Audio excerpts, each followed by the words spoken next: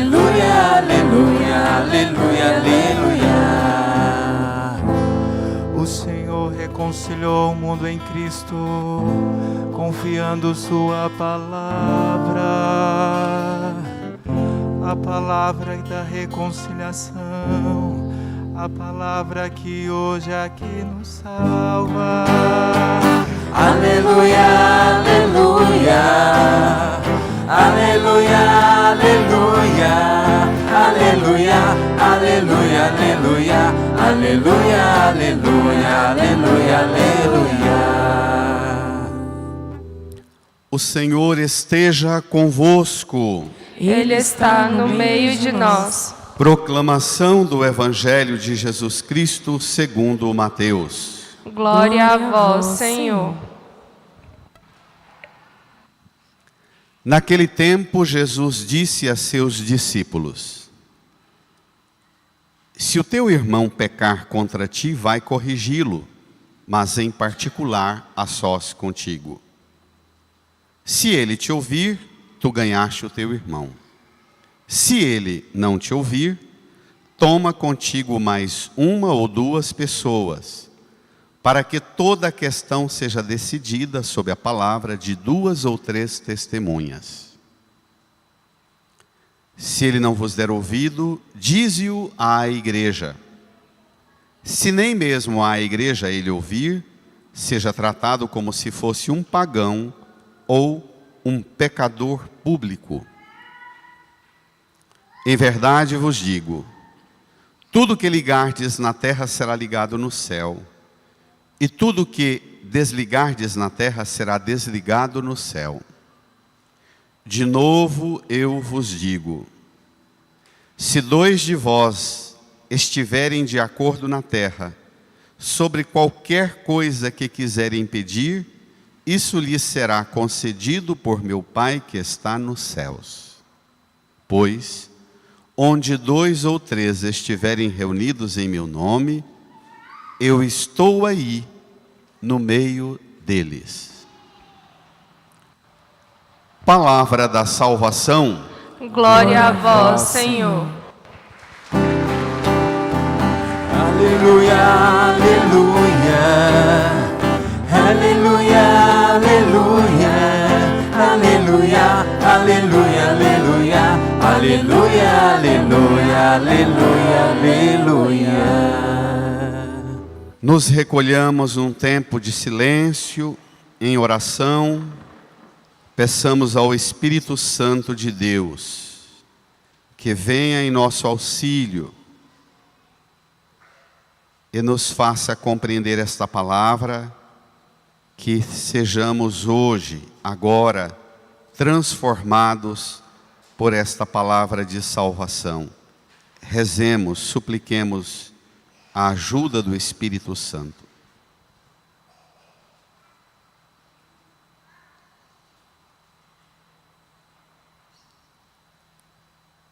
Amém. Irmãs e irmãos, nós estamos caminhando com Jesus ao longo da leitura que estamos fazendo do evangelista Mateus. Hoje estamos no capítulo 18, versos 15 a 20. Na sua folha aí, número 10, tome lá. Domingo passado, nós vimos Jesus num enfrentamento bem bruto com Pedro. Jesus anunciou pela primeira vez que a turma que estava seguindo-o com entusiasmo, paixão, encanto, empolgados, ele anuncia que chegando em Jerusalém, ele iria sofrer, ser morto na cruz e ressuscitar. Pedro tomou Jesus à parte, repreendeu Jesus e disse a Jesus: Deus não permita tal coisa, que isso nunca te aconteça. E Jesus também deu uma bronca severa em Pedro. Disse a ele: vai para longe de mim, Satanás. Depois daquela conversa tão firme, por que não dizer tão dura, de Jesus com Pedro, o clima não fica tranquilo. Imediatamente àquela cena, Jesus tomou Pedro, Tiago e João e subiu com eles sobre uma alta montanha e transfigurou-se diante deles. Apareceram Moisés e Elias conversando com Jesus. E no final da transfiguração, descendo a montanha, Jesus anunciou pela segunda vez, no capítulo 17, a sua paixão. Os discípulos também não entenderam. Perguntaram a Jesus lá desse reino de Deus, quem é o maior? E Jesus disse aos discípulos que esta vida da igreja, de ficar disputando quem é o maior, é um escândalo. Quando nós ficamos na igreja disputando quem é o maior, nós nos tornamos pedra de tropeço. E imediatamente antes desse texto que acabamos de ouvir hoje, Jesus conta a parábola da ovelha perdida. Uma ovelha perdida, 99 encontram-se no redil.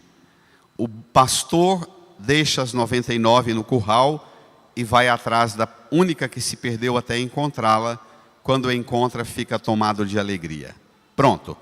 Terminado essa parábola sobre a ovelha encontrada, vem o texto de hoje que você tem aí à mão. Vamos lá?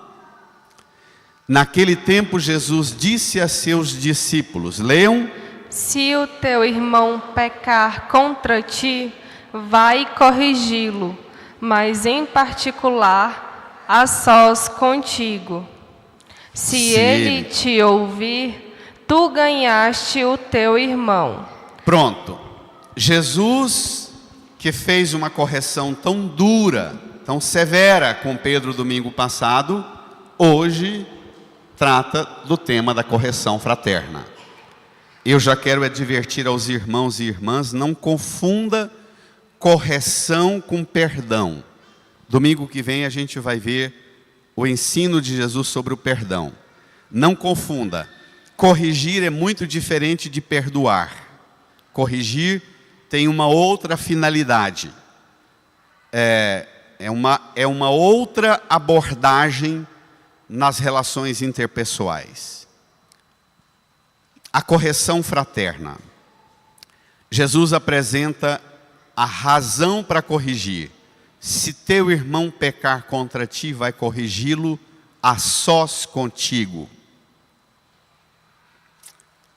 Interessante porque Jesus não fala se uma pessoa, se alguém pecar contra ti.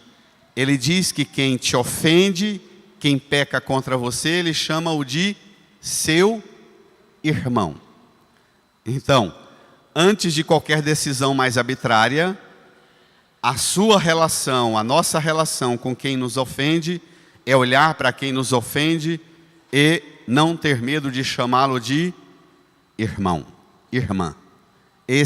Essa que me ofende, que te ofende, Jesus chama-o de irmão. E que merece um trato. Embora te ofende, você não vai perder o equilíbrio.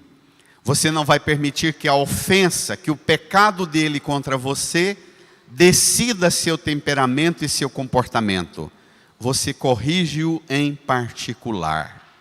Você não vai imediatamente produzir um texto ou um vídeo e colocar nas redes sociais e expor seu irmão. Em particular.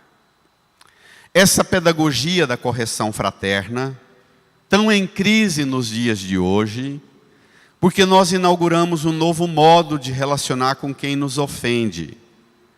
Nós criamos uma cultura imediata, a cultura do cancela e do bloqueia. Pronto, não quero ver, não quero falar. Pronto, cancela, bloqueia. Jesus apresenta um outro itinerário diferente do cancelamento e do bloqueio. Corrigir. Corrigir não é um processo fácil, não é simples. Vocês que são pais e mães, mais ainda vocês esposas e esposos, sabem do peso dessa ferramenta, a correção, o quanto esta dimensão ela decide a qualidade da convivência. Habilitados para a correção ou não, é o elemento que vai decidir o progresso da evolução do relacionamento na família, dentro de casa, no trabalho, na igreja, no mundo. A nossa habilidade para corrigir quem ofende-nos. Não nos esqueçamos, Jesus chama de irmão e fala que a ofensa é chamada de pecar contra ti. A palavra pecado significa ruptura de vínculo, perda de vínculo. Não é à toa que, contrapondo a palavra pecado, vem a expressão religião, no latim, que significa religare. O pecado é sempre uma ruptura, é um corte de vínculo. E o papel da religião é religar. O ambiente religioso deve ser um processo, um esforço permanente de religação. Às vezes, não dá o resultado que a gente sonha, que a gente idealiza. Mas isso não quer dizer que não devamos empreender esforços no processo de correção. Jesus apresenta uma pedagogia e uma hierarquia de etapas. O primeiro, corrigir a sós contigo. Se ele mudar, se ele te ouvir, olha o tamanho da expressão. Tu ganhaste o teu irmão. Você ganha-o. A gente sempre pensa, eu te corrigi e você me deve favor porque eu te corrigi. Jesus diz que quando a gente empreende esforços e consegue corrigir um irmão que ofende a gente, o ganho é da gente. Alcançar a graça de aperfeiçoar o outro é um dom de Deus para a vida da gente. Tu ganhaste o teu irmão. Vamos lá? Primeira etapa, portanto, é essa de não permitir que a ofensa do outro decida o seu comportamento. Versículo 16. Se ele não te ouvir, leiam. Toma contigo mais uma ou duas pessoas, para que toda a questão seja decidida sob a palavra de 2 ou 3 testemunhas. Pronto. Não caia na maluquice de pensar que a ofensa do outro é algo assim, tão sem riscos e perigos. Previna-te. Levítico 19, 17. Não tenhas nenhum pensamento de ódio contra o teu irmão, mas não hesites em corrigi-lo, para não pesar sobre ti o pecado dele. A primeira leitura de Ezequiel. Deuteronômio 19, 15. Sob a falta grave de uma pessoa, uma testemunha sozinha não basta o que você diz sobre ela. Para instruir um processo, chame 2 ou 3 testemunhas. A pedagogia da correção, contando com as testemunhas, é um princípio jurídico também na ciência jurídica, mas que deve ser um elemento norteador, critério de segurança das partes e de você, para o que você instaura como processo de um irmão, de uma pessoa custosa. Toma 2 ou 3 testemunhas. Não exponha a pessoa nas redes sociais. Não escreva um texto ou faça um vídeo histericamente elaborado para resolver as coisas nas redes sociais. Nós estamos numa cultura extremamente agressiva e violenta em nossas famílias, em nossos grupos de amigos. A histeria tomou conta, as o desequilíbrio e o destempero ideológico entrou também nas igrejas. A maior vitória de Satanás foi ter dado conta de colocar dentro das igrejas cristãs o temperamento próprio de Satanás, a histeria. Nós achamos que podemos resolver as coisas assim. Quanto mais bravo eu entro na rede social falando de alguém, exponho alguém, mais corajoso eu sou. Jesus diz que isso não é coragem, isso é destempero, que é preciso corrigir em particular. Segundo, corrigir sob a testemunha de 2 ou 3 pessoas. Não tenha medo de expor, mas numa medida razoável de respeito e de nobreza, sob a presença de 2 ou 3 testemunhas. E às vezes não dá mesmo.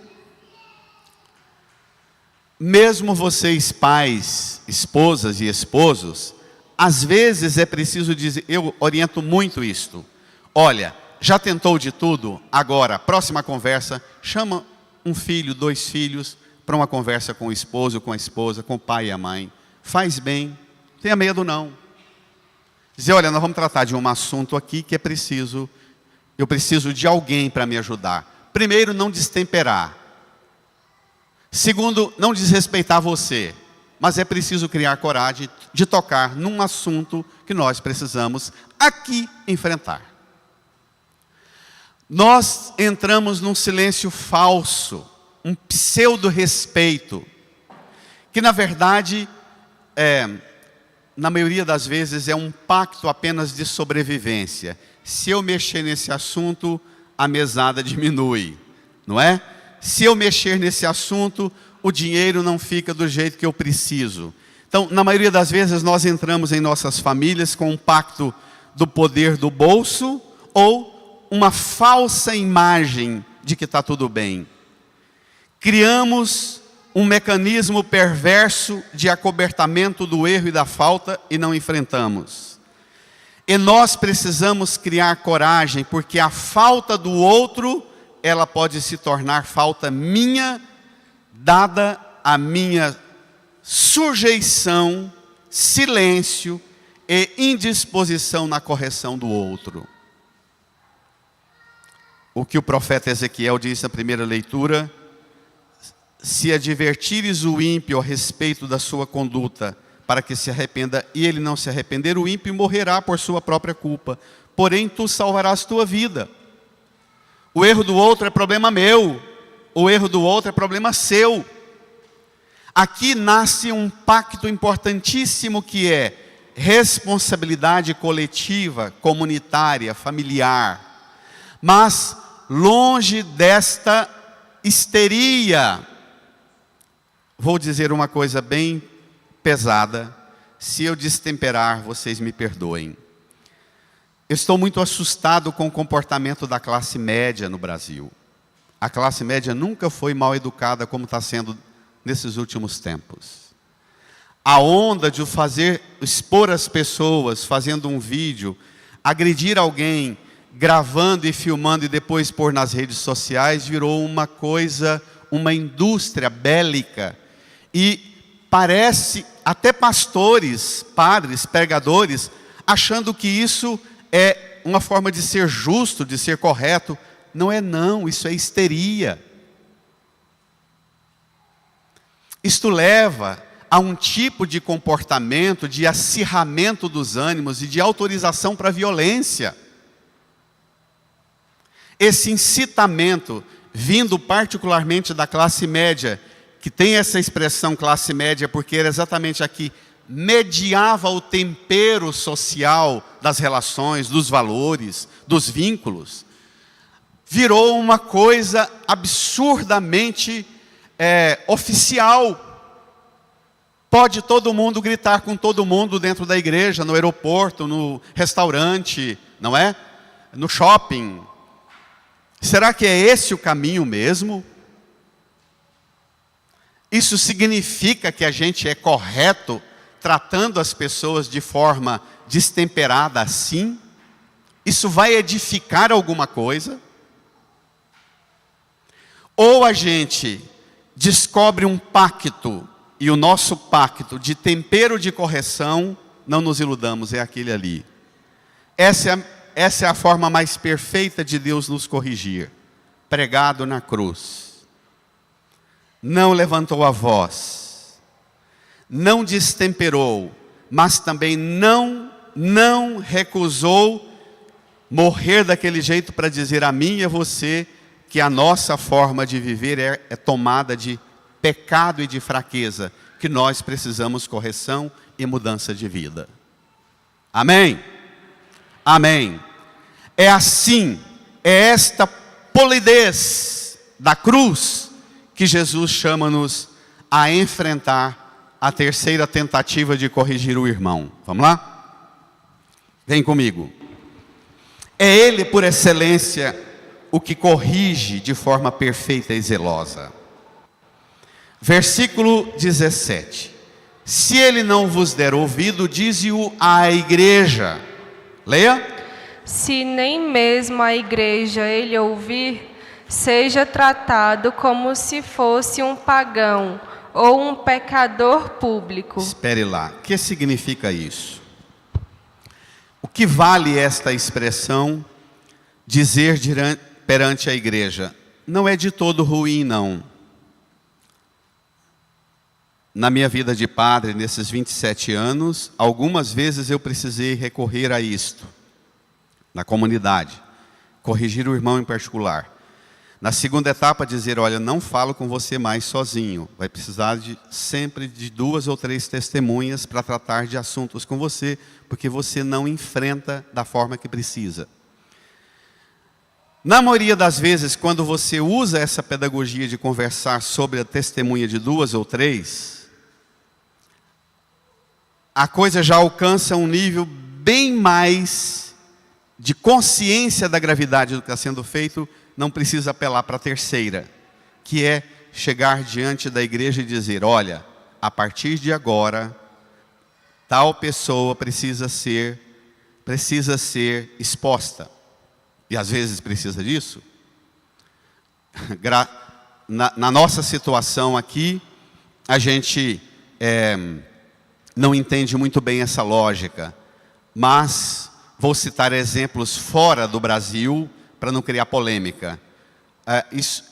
Várias vezes isso foi comum e rendeu morte de padres com os mafiosos italianos. O domínio da máfia italiana em certas comunidades na Itália, domínio mesmo, financiando e patrocinando tudo.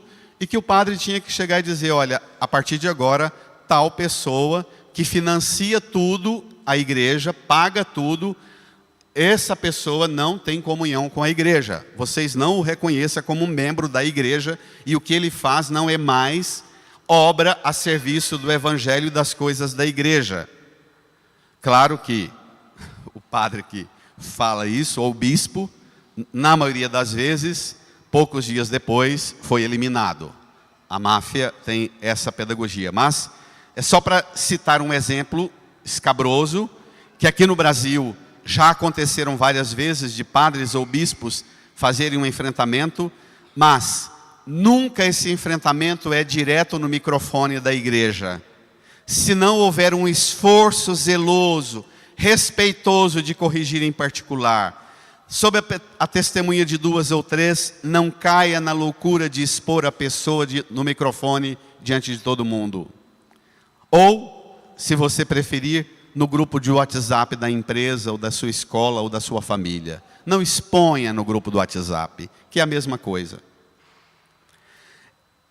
Esta sentença, se ele não ouvir, trate-o como um pecador público ou como um pagão. O que significa isso?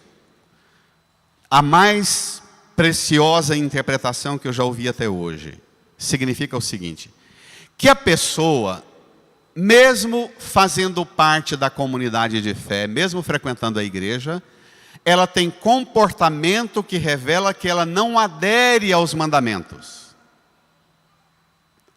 E que, portanto, se ela tem comportamento de quem não adere aos mandamentos, ela passará a ser tratada de uma forma a não ser cobrada toda hora como alguém que adere aos mandamentos.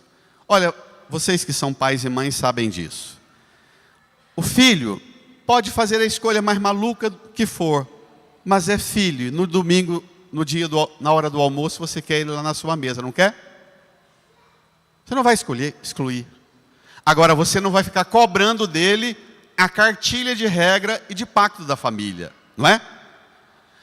Assim, do mesmo modo, você não vai exigir um comportamento fiel de observância dos mandamentos cristãos, mas você vai tratá-lo como uma pessoa que não se deixa ser guiada pela regra da fé. Ponto. Isso aqui não é um pacto de ruptura com a civilidade. Pelo contrário, é um critério honroso de tratamento. Respeite a escolha que a pessoa fez e não trate-a com os critérios que para você é importante, os da fé. Ela evidenciou o comportamento que o elemento da fé não rege a vida dela. Pare de ficar atormentando toda hora citando um versículo da Bíblia para ela. Pronto. Entendido? Talvez cante um samba. Entendeu?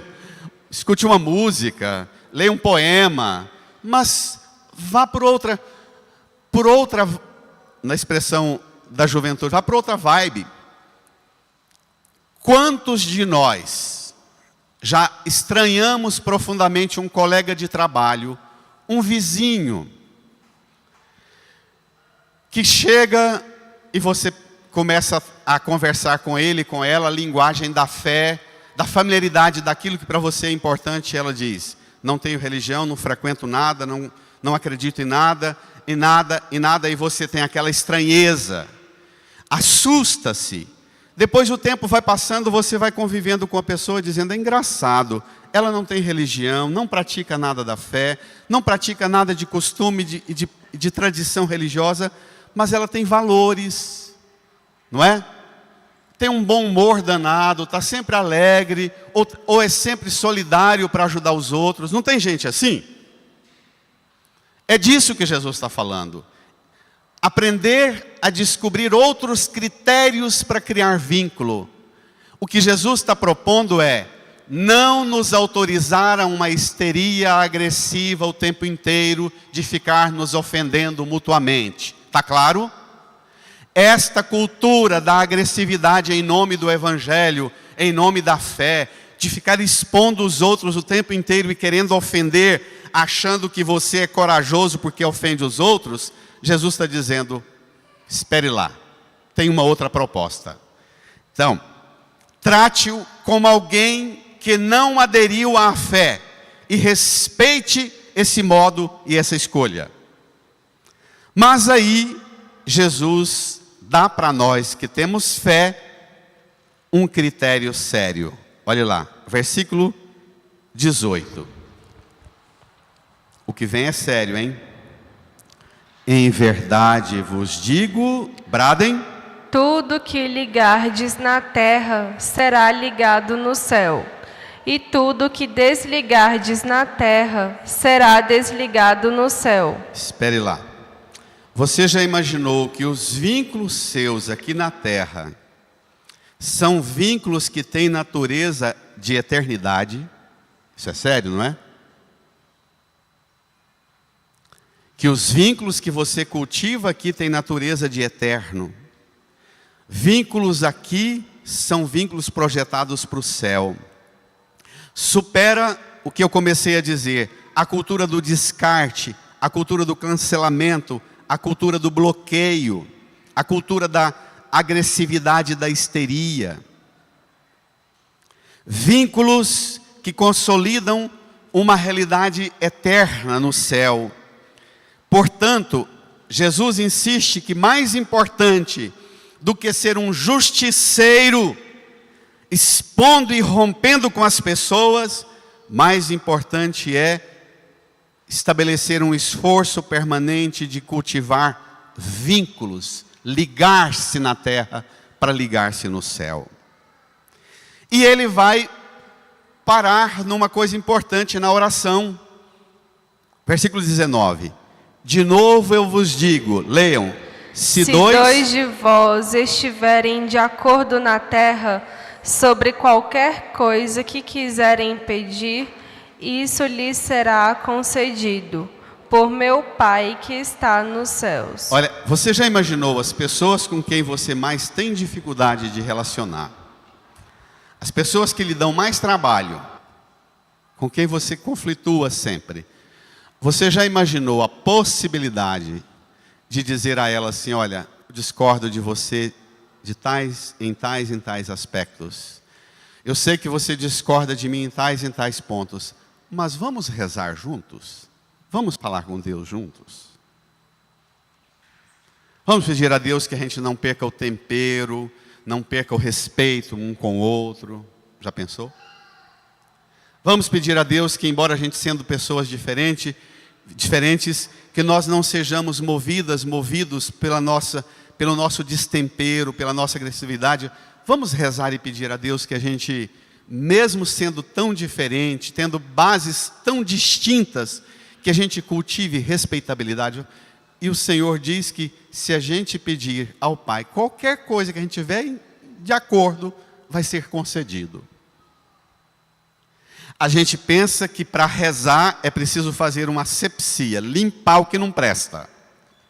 E Jesus diz que para rezar a gente precisa limpar o coração das armadilhas e criar proximidade e vinculação com o outro e dizer: em que a gente faz muito a lista do em que eu discordo de você, em que eu não te suporto. E Jesus está propondo que a gente desenvolva uma habilidade pedagógica de olhar para o outro e perguntar: em que eu e você temos coisas em comuns? Em que nós temos afinidades? Você tem um corpo, você precisa de saúde, de alimento, de trabalho, você tem uma família, não é? Você tem uma vida. Então, descobrir e mergulhar na realidade humana e perceber juntos o que é que nos põe próximos uns dos outros e necessitados de Deus, e superemos a diferença e elevemos o que tem de comum em comum e façamos aquilo que temos em comum se converter em oração e pedido ao Pai, e Ele vai conceder. Amém? Ele que concede, Ele que é capaz de olhar para mim e para você e superar todas as misérias e fraquezas minhas e suas. Ele que alcança-nos a capacidade de rezar e falar com o Pai e receber do Pai o que pedimos. Vamos dar uma salva de palmas para Ele. Brada! Brada! Brada!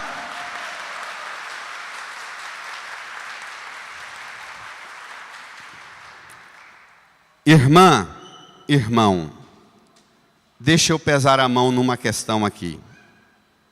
A correção fraterna cristã é um trabalho exigente, é um trabalho lento. Só sabe corrigir o outro, só de verdade é capaz de ajudar o outro a superar o mal que ele tem no comportamento, em algum vício, quem conhece as próprias fraquezas e já teve coragem de contar com a ajuda de alguém. Se você é uma pessoa autossuficiente que não aceita ser corrigida,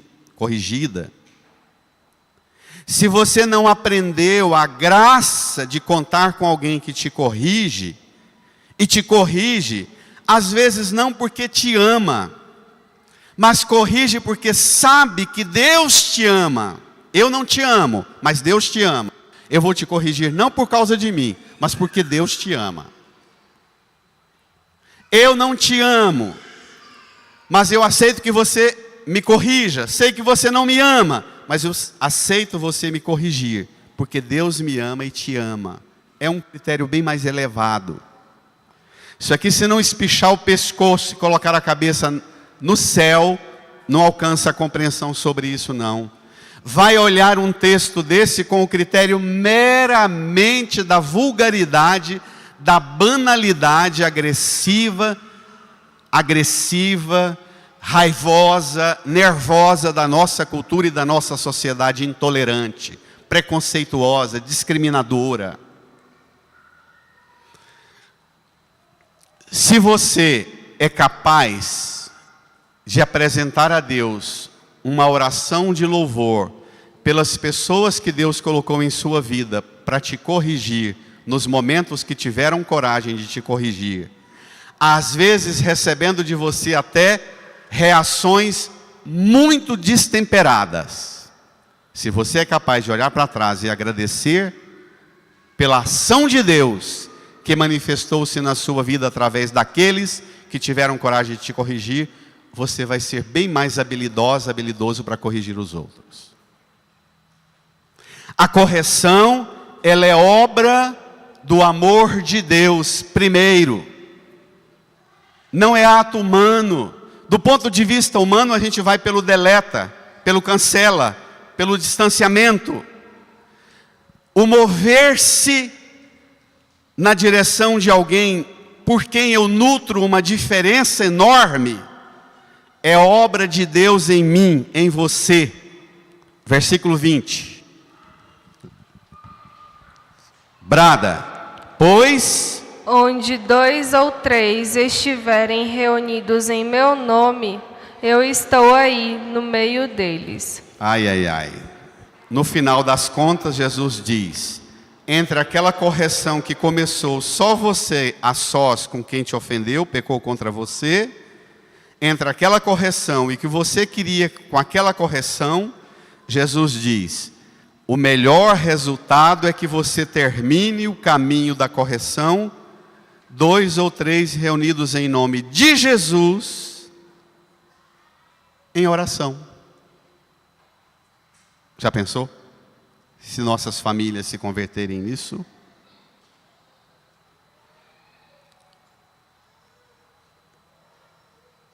Para terminar, pegue comigo a segunda leitura, que não precisa nem de explicação. Vamos fazer uma oração pedindo a graça de ter em nosso coração essa força sobrenatural do amor de Cristo. Da carta de Paulo aos Romanos, no seu folheto, encontramos o número 9. Irmãos, leiamos: não fiqueis devendo nada a ninguém, firma, a não ser o amor mútuo, pois quem ama o amor próximo está cumprindo a lei. De fato, os mandamentos: não cometerás adultério, não matarás, não roubarás, não cobiçarás, e qualquer outro mandamento se resumem neste: amarás ao teu próximo como a ti mesmo. firma. O amor não faz nenhum mal contra o próximo.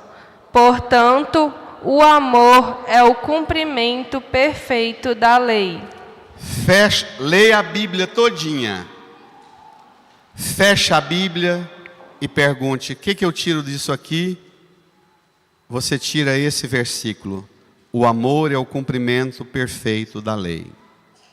Posso praticar a religião que for, dar o dízimo, dar a oferta, fazer voto, fazer promessa, posso ter as práticas religiosas quais forem, mas se não for a minha vida movida por amor pelo próximo, tudo está cancelado. A religião, a tradição, o comportamento, a oferta, o dízimo, está tudo cancelado. Eu queria apenas, contemplando aqui a cruz, dizer uma correção que o evangelista João faz. No Evangelho de João, na última ceia, Jesus pega este mandamento: amai ao próximo como a si mesmo. Jesus formula um modo novo desse mandamento. Lá, depois de tomar a última ceia e lavar os pés, Jesus fala: eu vos dou um novo mandamento: amai-vos uns aos outros como eu vos amei. Amar como Jesus ama é amar um amor que abraça, mas não fica apenas num abraço de amigo, de amiga, que silencia e aceita o vício, o pecado e a fraqueza do outro. Amar como Jesus ama é o amor da cruz, é o amor da haste horizontal, que abraça, mas que leva o outro para Deus. Amor que só dá as coisas daqui, amor que dá você, mas não dá Deus, não é amor de Jesus.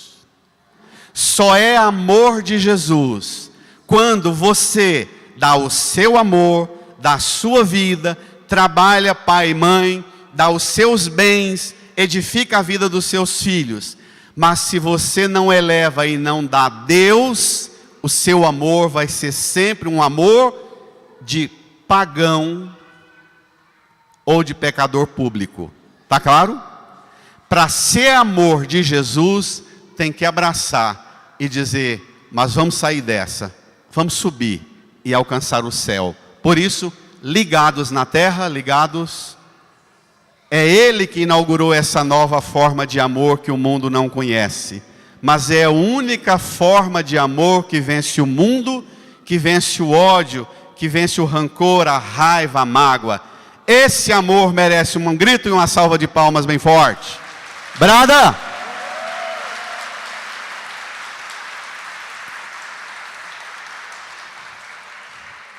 E agora é o momento da sua oração, irmã, irmão. Colocar-se na presença de Jesus e dizer a Jesus: Senhor, que eu aceite ser corrigida, corrigido, que eu me empenhe em corrigir o meu próximo, mas que nada em minha vida seja mais forte do que amar com a medida do amor com que o Senhor me ama, com que o Senhor ama todas as pessoas. Um amor que abraça, um amor que eleva até o céu. Senhor, dá-me deste amor. Incline sua cabeça, feche os olhos, faça uma oração, especialmente apresentando a Jesus a sua dificuldade no relacionamento com aquelas pessoas que têm tirado você do sério, têm desgastado você, têm destemperado você. Também as pessoas que você percebe que você não tem feito bem a elas. Apresente essas pessoas e peça de Jesus a graça dessa medida do amor com que Ele te ama. Um amor que corrige, que é corrigido, mas que caminha para o céu. Um amor que se eleva. Fale com Jesus. Conheço tão manso, humilde e sereno, que louva ao Pai por revelar seu nome aos pequenos, que tem o dom de amar, que sabe perdoar e deu a vida para nos salvar.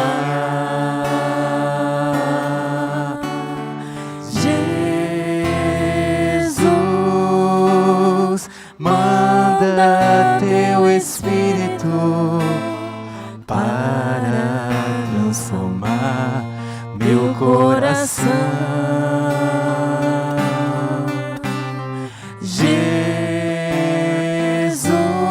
Jesus, manda teu Espírito para transformar meu coração. Reze do seu modo, ou se te ajuda, reze comigo: Senhor Jesus, Senhor Jesus, pelo poder do seu sangue derramado na cruz, pelo poder do seu sangue derramado na cruz, por sua morte e ressurreição, por sua morte e ressurreição, eu peço, a medida deste amor à medida desse amor que o Senhor ofereceu por nós que o Senhor ofereceu por na nós cruz, um amor que purifica, amor que purifica, liberta liberta e salva e salva de todo toda fragilidade, de toda a fragilidade, de todo o pecado.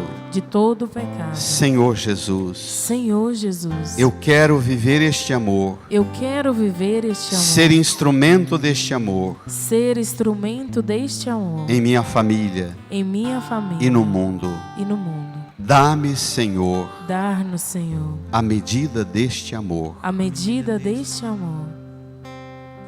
Fiquemos em pé.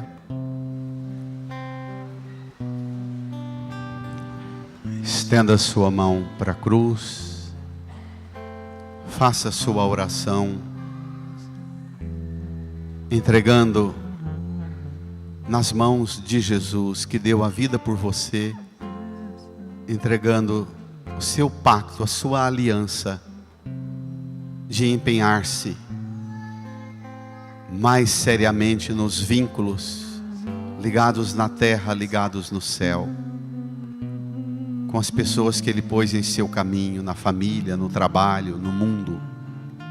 Faça um pacto de aliança com Jesus.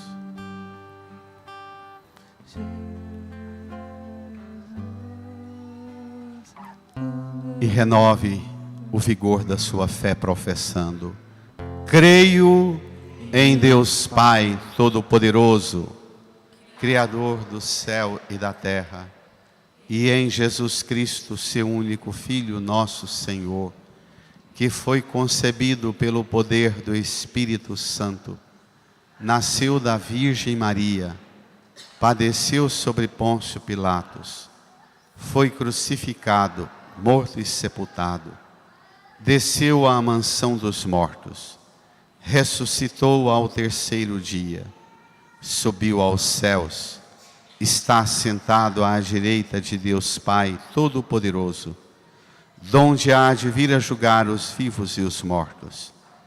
Creio no Espírito Santo, na Santa Igreja Católica, na comunhão dos santos, na remissão dos pecados, na ressurreição da carne, na vida eterna. Amém. Amém. Dirija quem está do seu lado com todo vigor. Põe um ritmo alegre aí. Célio, deseja a paz do Senhor. Saudade.